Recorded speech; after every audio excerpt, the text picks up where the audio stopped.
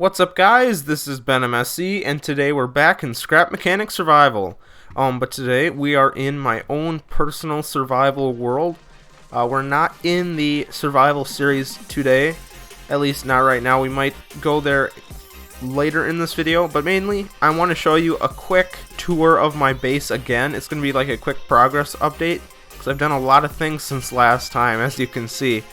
Last time I had this, basically I just had the small body of this truck, which has been completely rebuilt since last time at least. I kind of had a system going, but this truck is definitely, it's like one of the best trucks I've ever made. Here, I'm gonna quick do a tour, and actually I think this video is gonna be entirely showing you around my base, because this is a big base. I'm not really gonna do any like survival gameplay in this world, because it's like my own personal survival world, and this is kind of, I basically created this world about 6 months, well, maybe not 6 months, 3 months before the survival world that I'm actually playing on and you guys are seeing. So this world itself is ahead basically 3 months, and I don't play this that often. But this is the truck I built. Isn't this is just insane. I have, like, it's pretty cool. It works in first person even. I'm gonna get in first person. Look at that. Put it on like strict follow cam. You can drive around like this. It's pretty sick. You got a duck. You got your radio. The radio is only hooked up to that seat though. And also, one other thing. I'm gonna go through this vehicle in depth too. You see the steering, and I'm not quite sure, because the last time I showed you this, I had just the bare basics. I think I basically just had a seat sitting on the metal frame, trying to figure out what steering would work the best. And I think I found what is really close to the best steering setup.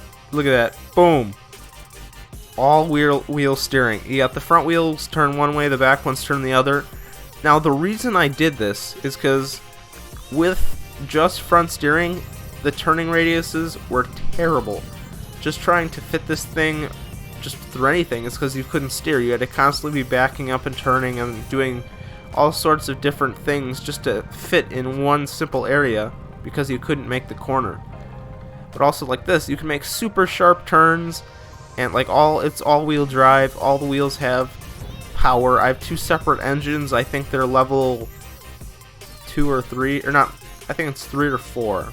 And also you see that sensor there. I get out, completely out, and the doors open up, so I can get in here and it senses me in the chair, and then the doors close. It's pretty cool, guys. But then another thing, this thing is also really, look at this, there's a lot of connections in this. Most of it are lights though. I think part of this I'll show you at nighttime, because it needs the lights basically. But one, you can't quite hear. It's a horn I tried to make. It's basically a failed attempt. You got 2 tow block heads. Yeah, you can hear it now. I tried to make it sound like a train horn, because the default one does not, and it's really terrible. But that was a failed attempt. I might do a little more experimentation of that in the future. But then you got lights, pretty bright lights. It's really nice. Then you got these lights.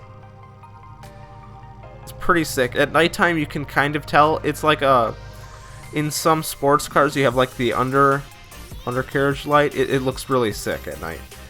But then you got these 4 and 5 switches, which activate these puppies. Now first I'm actually going to get outside, so I'm not in the middle of my base. I need a little more room to describe these things. Actually, you know what? I'm going to show you what these things do actually at the place that I do them. So I'm going to head to I'll head to the chemical pond. That's probably closer. Oh yeah, you can already see it from here. But I'm going to head to the chemical pond, and then I'll actually show you firsthand what these things do. Like, they're pretty self-explanatory, and you probably already know what they do. But I'm going to give you a demonstration of how they actually lower into the chemicals. So I'll see you guys at the pond. Okay guys, we're at the chemical pond just as I hit that tree. Oh, I've got some haybots. Also, I have the spud gun in this world, and let me tell you, it is 100%, 1000% worth getting it. It is so much easier to defend against raids, and just haybots in general. It is just so great. But anyways, we're here at the pond. I got my beacon, so I can actually tell where it is. I basically just simply back up right onto this little pier that I have. Back all the way up, and I have a rear thing so I don't slide. Then you can see under here I have, I believe it's 4. I don't think it'll pump anything because the chest is full. But basically, yeah, it's full. Let me hop out first. But basically what it does, it lowers into the pond and it sucks up the chemicals. As you can see, it's already in there. And I did test it and it works 100% and it's really, really great. And the other one is they're both dedicated to different things.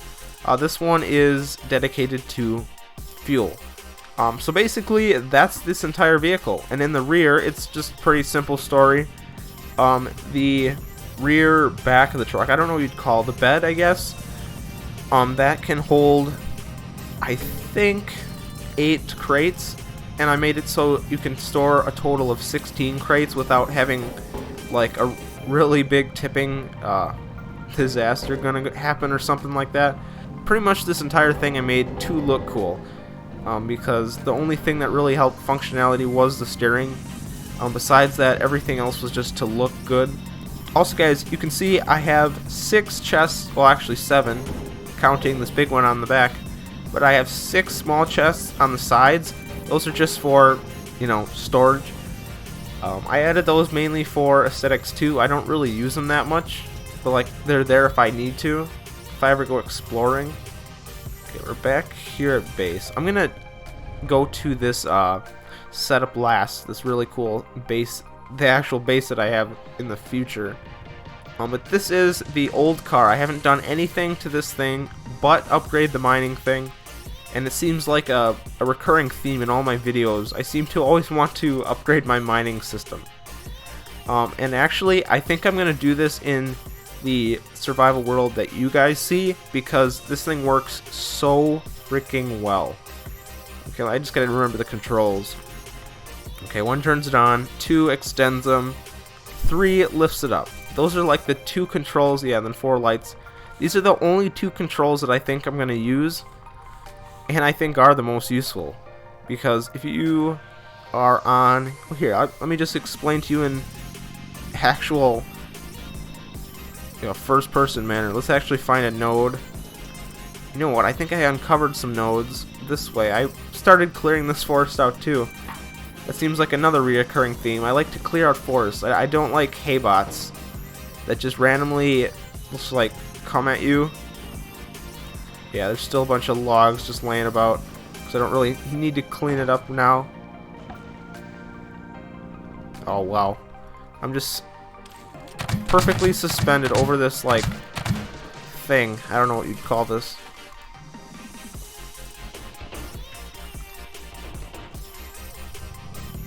Okay, where's a rock node? I think there's some over here, actually. It might get a little laggy, though, because there is a lot of logs. Oh yeah, I'm already feeling it. Oh, I just lost like 20 frames. Okay, it's kind of back. Ah, there's one. This isn't going to be the best explanation of how this thing works, because I don't think this is actually on like a hill. Oh, it is. Okay, so yeah, I can explain this here. So, if I come up to a node currently with my vehicle that I have in my own survival, I have the thing on the rear, so I have to back up to it, which I kind of screwed myself to begin with, because that already is a horribly inefficient way. So I'm probably just going to stick it on the front if I do anything.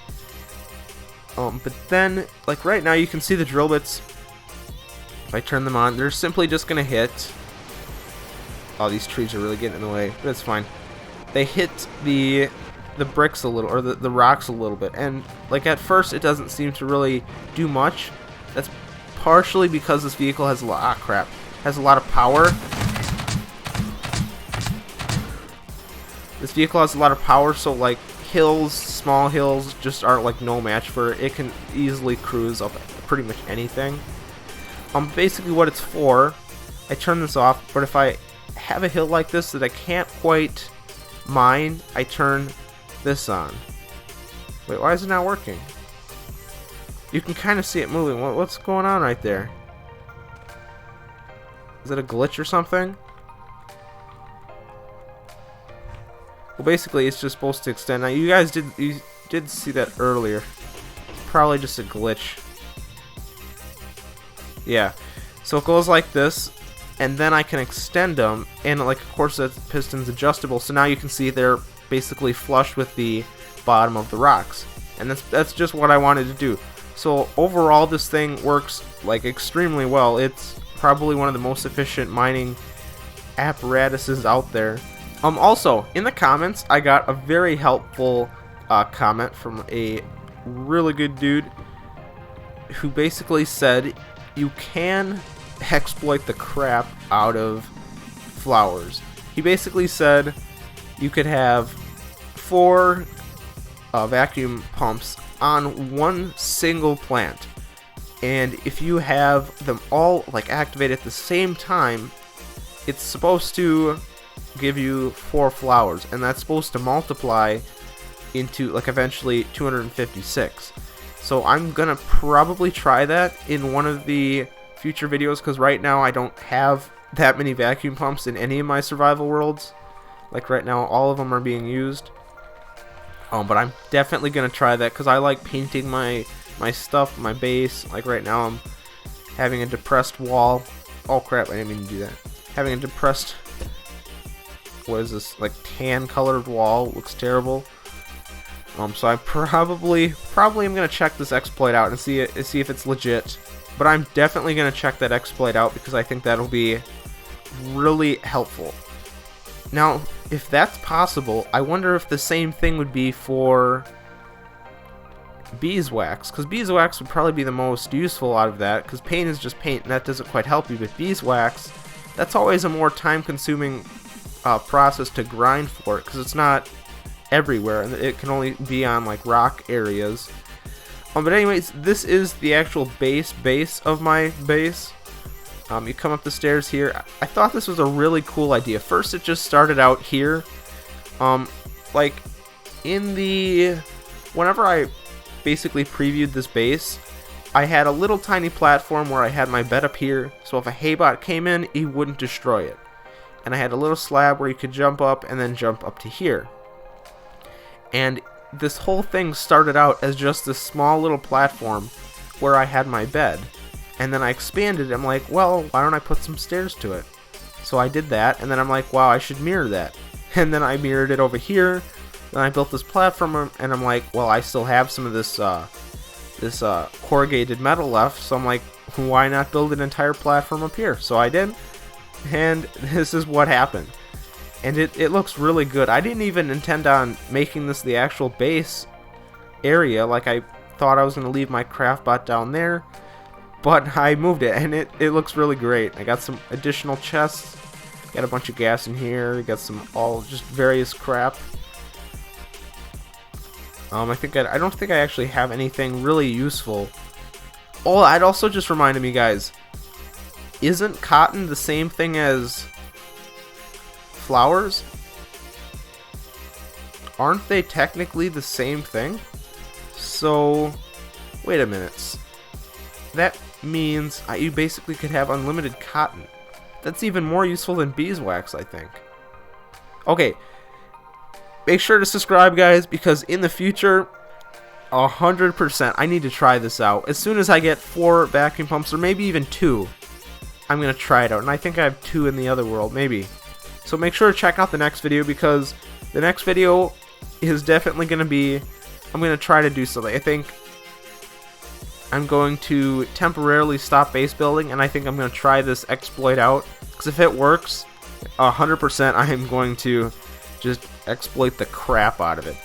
Okay, so guys, this is basically my entire base. Like, I got a dress bot, I got a cook bot over here, and I got the Sunshake vending machine. Even though you can't do anything with it, it's kind of a cool look to my base.